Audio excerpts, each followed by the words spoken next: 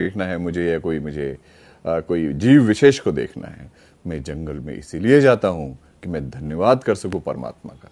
सोचेंगे ऐसी कैसी अजीब सी बात है।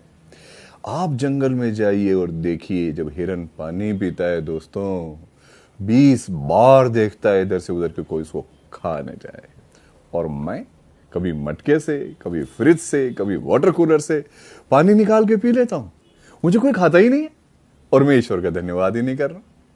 जंगल में आप जाओ, दो ही तरह के जानवर हैं, या तो शिकारी है या शिकार है। एक के चेहरे पे हिंसा के भाव रहेंगे सदैव और दूसरे के चेहरे पे बेचारगी के भाव रहेंगे।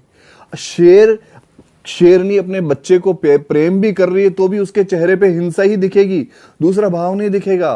और हिरन बेचारा गुस्से में होगा तो भी उसके बेचारगी के भाव आएंगे। अरे हमें मनुष्य बनाया है, एक चेहरे से हम 31 तरह के भाव प्रदर्शित कर सकते हैं और हम खुशी नहीं होते हैं कि परमात्मा तूने कमाल कर दी। हिरन को सिर्फ घास का स्वाद दिया है दोस्तों, घास का, और शेर को सिर्फ मांस का स्वाद दिया है और हमें 7 स्वाद दे दिए। कमाल हो गया ये तो।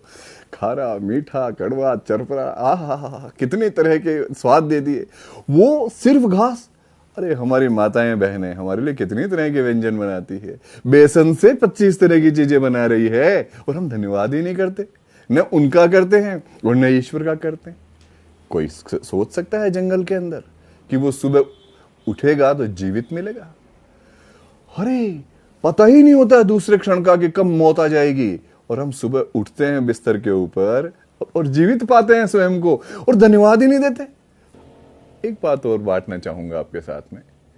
जंगल में जब बाघ या शेर बूढ़ा हो जाता है, दांत घिस जाते हैं, नाखून घिस जाते हैं, खुद शिकार नहीं कर पाता है, तो पता है उसकी मौत कैसे होती है? भूखे मरते हुए। जंगल का राजा है वो तो, उसके बावजूद उसकी मौत, पेट लटक जाता है जमीन पे, अंतड़ियां सूख जाती है, दर्दनाक मौत से मरता है। न तो उसकी पत्नी उसको मांस का टुकड़ा देती है मुंह में, न उसके बच्चे, न उसके भाई बंद उसको कुछ खाने को देते हैं।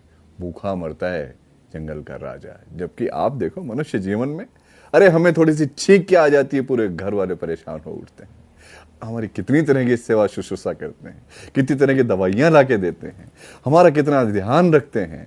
आप सोचो, ईश्वर ने मनुष्य बना करके हमारे को कितने आनंद दिए हैं, तो फिर क्यों वैमनस्य, क्यों एक दूसरे के बैर में फंसे भाई? ये तो मनुष्य जन्म कितना शानदार दिया है, इसका आनंद लो ना, इसका आनंद उठाओ।